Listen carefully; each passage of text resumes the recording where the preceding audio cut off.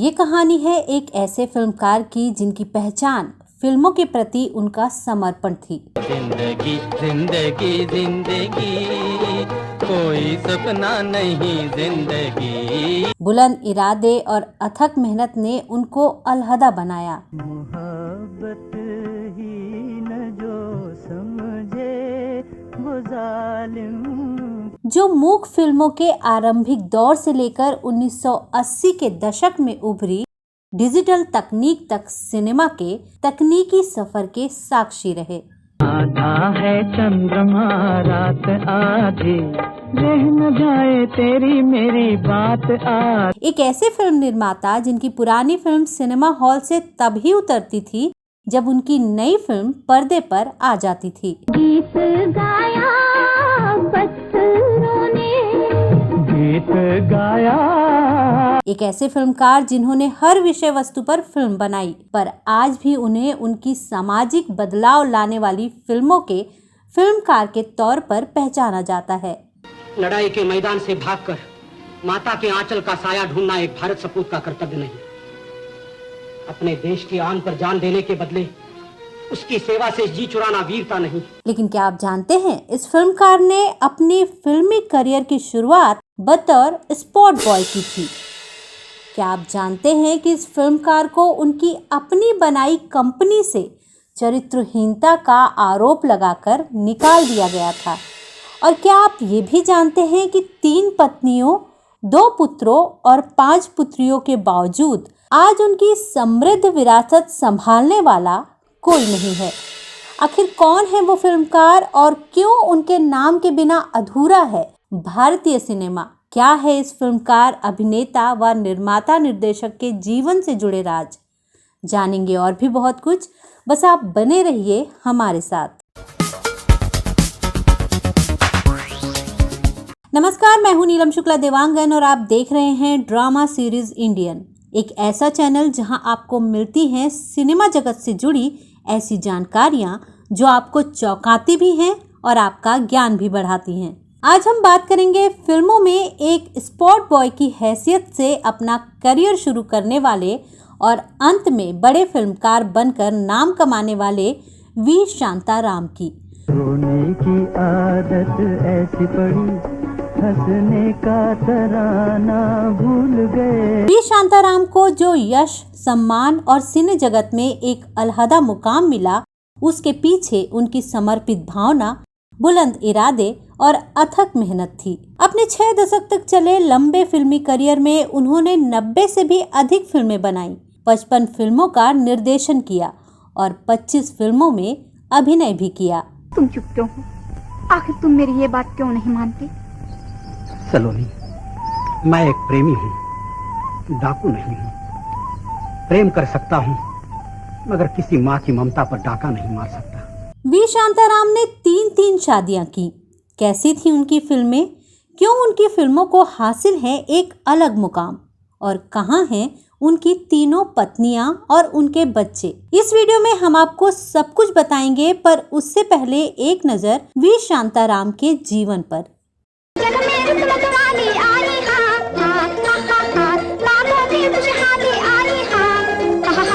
20वीं सदी के आरंभ में 18 नवंबर 1901 को कोल्हापुर में जन्मे वी शांताराम का जीवन संघर्षों की लंबी दास्तान है। चूंकि उनका परिवार आर्थिक अभावों से त्रस्त था, इसलिए वो ज्यों-ज्यों कुछ बड़े हुए, उनको समझ में आ गया कि उनको जमकर मेहनत करनी पड़ेगी, तभी बेड़ा पार लगेगा। कोई सपना नहीं जिंदगी, जिंदगी जिंदगी जिंदगी। उन्होंने छोटे मोटे कई कार्य किए जिससे कम से कम अपना खर्च निकाल सकें। बचपन में वो नाटकों में काम किया करते थे। सबसे पहले उन्होंने जो नाटक ग्रुप ज्वाइन किया था उसका नाम था गंधर्व नाटक मंडली। इस मंडली में जब शांताराम जी ने काम करना शुरू किया तो पहले ही दिन उनको पता चल गया कि वो ना तो गा सकते हैं और ना ही संगीत की उन्हें कोई समझ है। की पर चले और बग्घी से टले ताके हंसते हुए। ये किसी कलाकार के लिए बड़ा सदमा तो था ही, साथ ही उस दौर में किसी अभिशाप से कम नहीं था, क्योंकि वो दौर ही संगीत नाटकों का था और संगीत का ज्ञान ना होना वी शांताराम के लिए किसी बड़ी चुनौती से कम नहीं था। एक तो शांताराम का साधारण चेहरा, उस पर संगीत का शून्य ज्ञान उनको नाटक की दुनिया में मिसफिट कर रहा था। शांताराम जी ये समझ चुके थे कि संगीत के जीरो ज्ञान के चलते वो ज्यादा से ज्यादा एक जूनियर आर्टिस्ट या बैक स्टेज आर्टिस्ट बन सकते थे। लगा के हाथों में मेहंदी हलाल कर डाला। फिर शुरू हुआ उनका संगीत को जानने का सफर।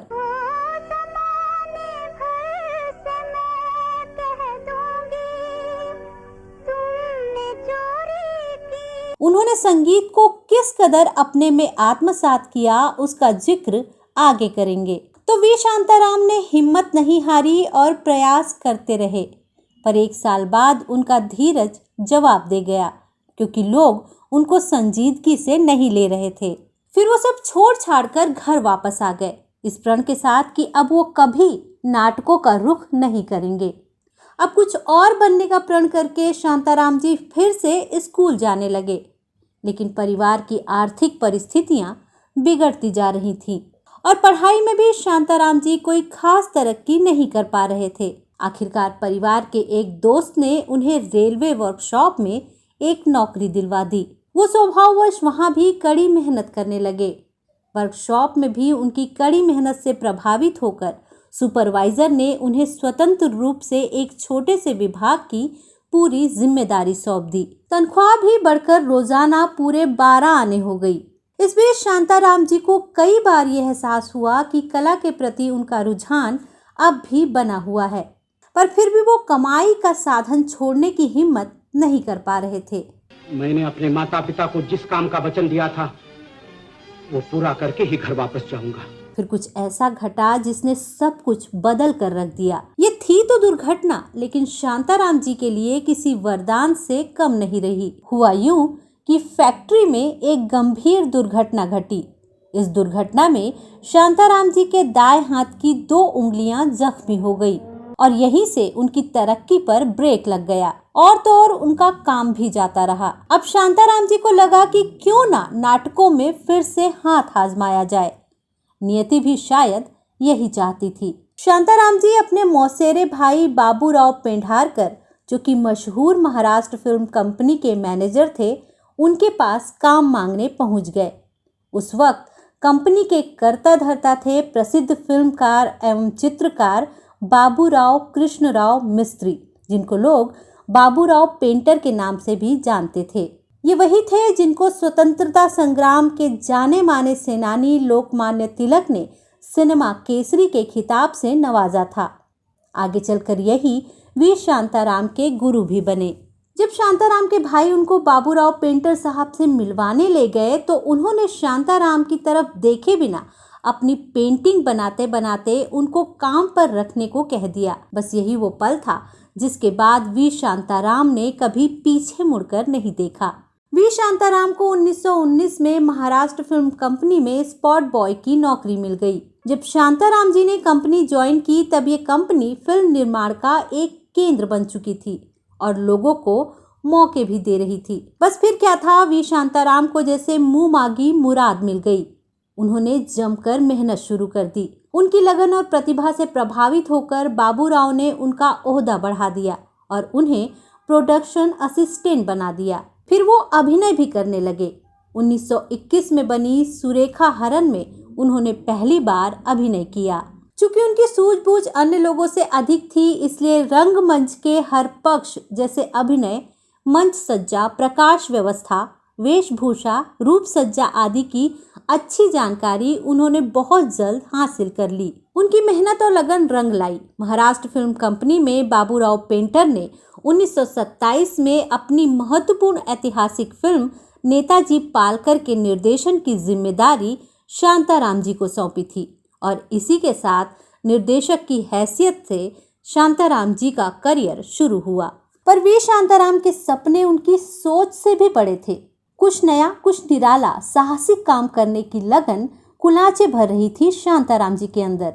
उनको उनके जैसे ही 3 और व्यक्ति मिले, जो थे केशवराव धायबर, विष्णुपंत दामले और एस फतेहलाल। ये चारों अपनी खुद की कंपनी स्थापित करना चाहते थे और उन्होंने इसके लिए फाइनेंसर को भी मना लिया था। चारों साझीदार बने और उनके 5वें साझीदार बने उनके फाइनेंसर सीताराम कुलकर्णी।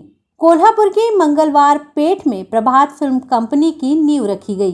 तारीख थी 1 जून 1929। इस कंपनी ने कुछ मूक फिल्मों के साथ शुरुआत की, जिसमें उनकी पहली फिल्म थी गोपाल कृष्णा, दूसरी थी रानी साहिबा और तीसरी थी खूनी खंजर। इस बीच बोलती यानी कि टॉकीज फिल्मों का दौर शुरू हो गया तो कंपनी ने इसमें भी हाथ आजमाया।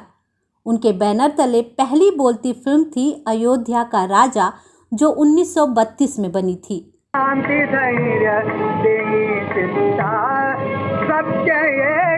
ये फिल्म हिंदी और मराठी दोनों ही भाषाओं में बनी थी, जिसकी नायिका थी दुर्गा खोटे और निर्देशक थे वी शांताराम। ये फिल्म हिट रही। इसके बाद इसी बैनर तले उन्होंने फिल्म आदमी, पड़ोसी, दुनिया ना माने, संत ज्ञानेश्वर, अमृत मंथन, गोपाल कृष्णा, स्वराज तोड़नी जैसी फिल्में बनाई। इन फिल्मों में जहां राष्ट्रीय एकता का भाव था, वहीं सामाजिक जागृति का भी पुट था। पड़ोसी फिल्म को तो वेनिस फिल्म महोत्सव में शामिल होने का अवसर भी मिला।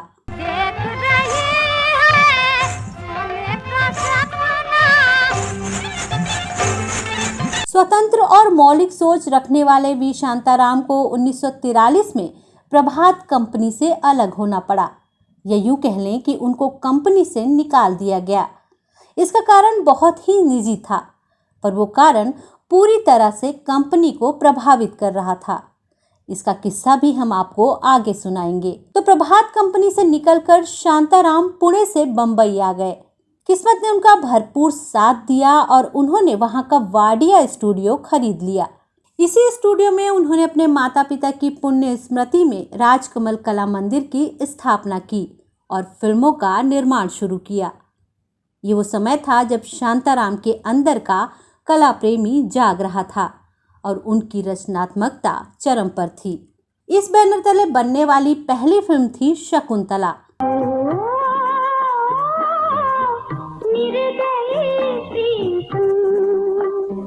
राजकमल चित्र मंदिर के बैनर में बनी पहली फिल्म शकुंतला साल 1943 में प्रदर्शित हुई थी, जिसकी मुख्य भूमिकाओं में थे चंद्रमोहन, जयश्री, निम्बालकर।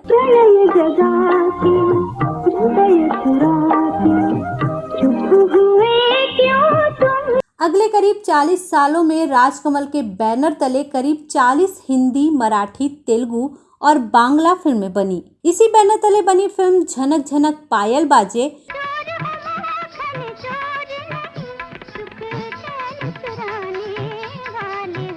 झनक झनक पायल बाजे और 2 आंखें 12 हाथ ने सर्वश्रेष्ठ फिल्म का राष्ट्रपति पुरस्कार जीता।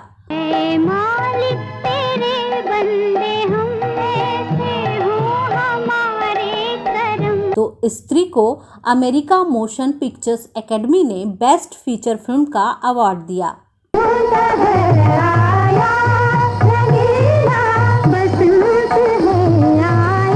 फिल्म गीत गाया पत्थरों ने को साल 1964 का सर्वश्रेष्ठ निर्देशन का राष्ट्रीय पुरस्कार मिला।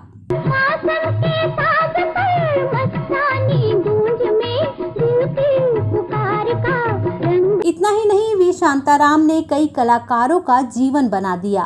फिल्म सुरंग से अभी तक छोटी मोटी भूमिकाओं में नजर आने वाले चंद्रशेखर हीरो बने, तो परछाई में साइड रोल में नजर आने वाली मराठी फिल्मों की अभिनेत्री संध्या ने 3 बत्ती 4 रास्ता से हिंदी सिनेमा में बतौर हीरोइन कदम रखा।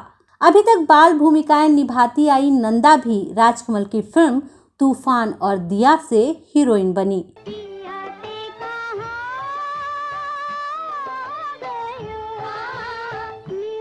फिल्म गीत गाया पत्थरों ने में शांताराम की बेटी राजश्री और जितेंद्र ने अपने करियर की शुरुआत बतौर हीरोइन और हीरो की।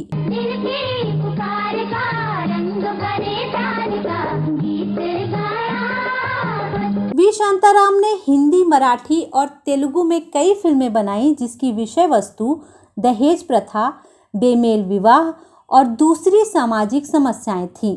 पहली कला फिल्म बनाने का श्रेय भी वी शांताराम को जाता है। रात अंधियारी हो, गिरी घटाएं कारी हो, रास्ता सुनसान हो, आंधी और तूफान। दो आंखें 12 हाथ भारत की पहली कला फिल्म मानी जाती है। ये कैदियों को खुले वातावरण में रखकर उन पर भरोसा और प्रेम जताकर भावनात्मक सुधार लाने वाली एक अद्वितीय और बेमिसाल फिल्म है। इस फिल्म में उन्होंने स्वयं नायक की भूमिका निभाई है।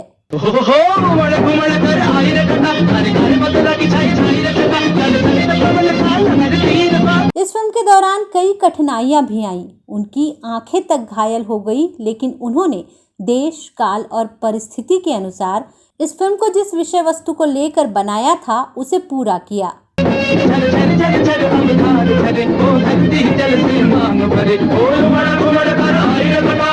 इसके लिए उनको अंतर्राष्ट्रीय बर्लिन फिल्म समारोह में गोल्डन बेयर पुरस्कार और राष्ट्रपति पदक भी मिला।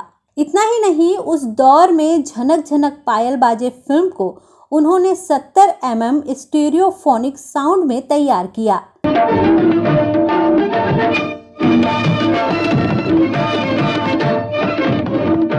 ये संगीत के रागों और डांस को समर्पित पहली फिल्म थी। वहीं जल बिन मछली, नृत्य बिन बिजली भारतीय नृत्य को समर्पित फिल्म थी, जिसका आज भी कोई सानी नहीं है।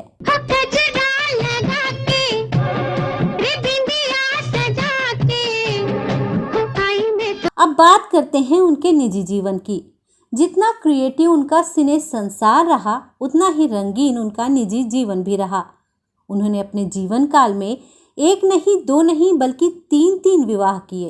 पहली शादी परिवार की मर्जी से हुई थी। उनकी पहली पत्नी का नाम था विमला ताई। वी शांताराम ने उनसे 1922 में शादी की थी। इस शादी के 19 साल बाद वी शांताराम का दिल एक अभिनेत्री पर आ गया और उसके लिए वो इस कदर दीवाने हुए कि उन्होंने अपने ही बनाए सारे नियमों को ताक पर रख दिया, और जिसके चलते उनको प्रभात फिल्म कंपनी से निकाल दिया गया। वो कंपनी जिसके वो संस्थापक सदस्य थे। दरअसल जब कंपनी शुरू हुई थी, तभी कंपनी के सभी संस्थापकों ने कंपनी में भारतीय परंपराओं और संस्कृति को संजो कर रखने का नियम बनाया था, जिसमें प्रमुख था इससे जुड़े सभी लोग सच्चरिता का पालन करेंगे, यानी वो ऐसा कोई काम नहीं करेंगे जिससे उनके चरित्र पर उंगली उठे। इसके अलावा एक और नियम था कि कंपनी में कोई भी शादीशुदा अभिनेत्री नहीं रखी जाएगी। साल 1941 में वी शांताराम ने प्रभात फिल्म के बैनर तले फिल्म पड़ोसी शुरू की थी। उसमें हीरोइन की भूमिका में एक नई अभिनेत्री जयश्री को लिया।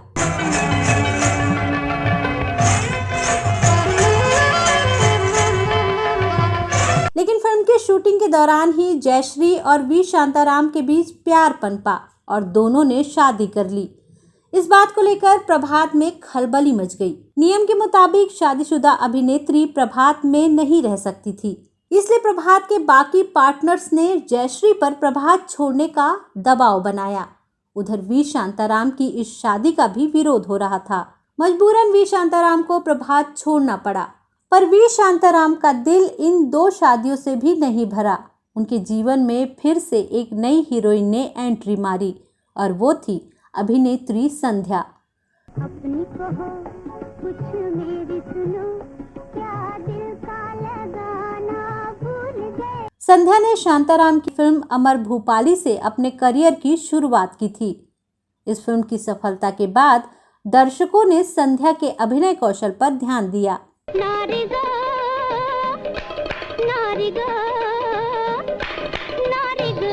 भावपूर्ण निगाहें, फिल्मी चरित्र के स्वभाव के अनुसार चरित्र का संवाद उनकी मुख्य विशेषताएं थी। शानदार अभिनय के साथ उनकी डबिंग शक्ति ने दर्शकों को तो प्रभावित किया ही, वी शांताराम पर भी गहरा असर किया। उनका दिल संध्या की खूबसूरती और उनके टैलेंट पर आ गया। 22 दिसंबर 1956 को दोनों ने विवाह कर लिया और इस तरह संध्या वी शांताराम की तीसरी पत्नी बन गई, जो कि पत्नी के साथ साथ उनकी सहकर्मी भी थी और सलाहकार भी।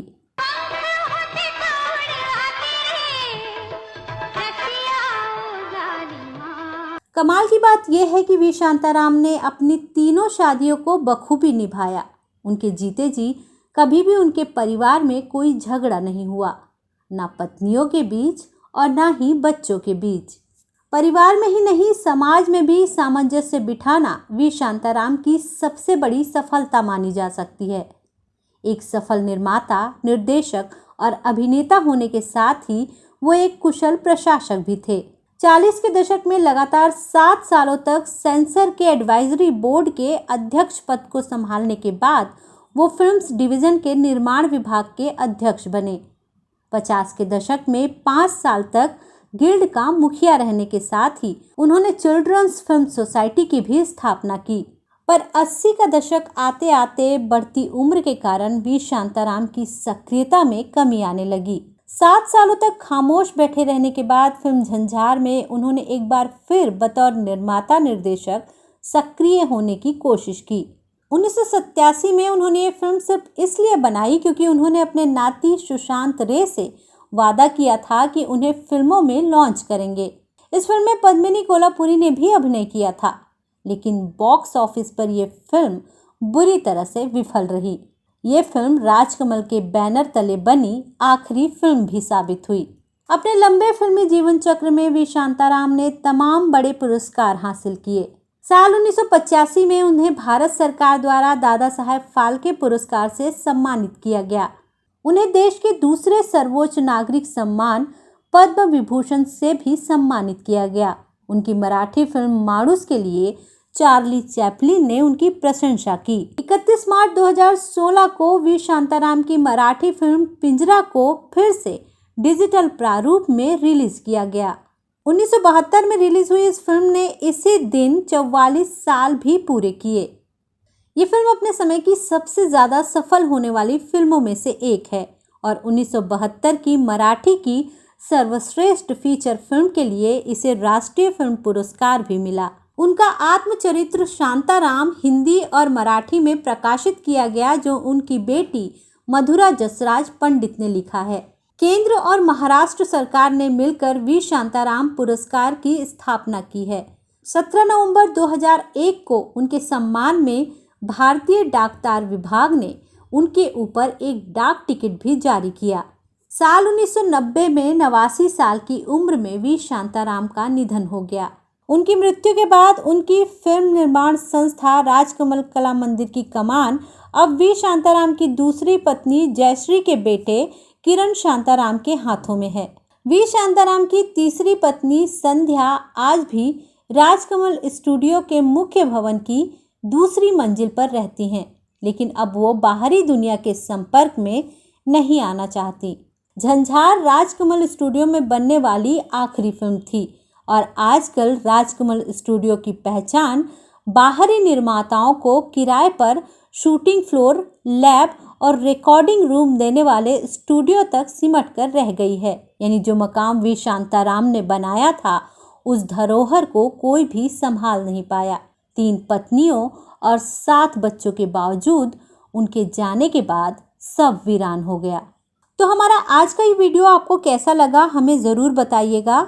अगर वी शांताराम से जुड़ी कोई कहानी, कोई किस्सा या कोई हकीकत आपको भी पता है तो आप हमसे साझा कीजिए।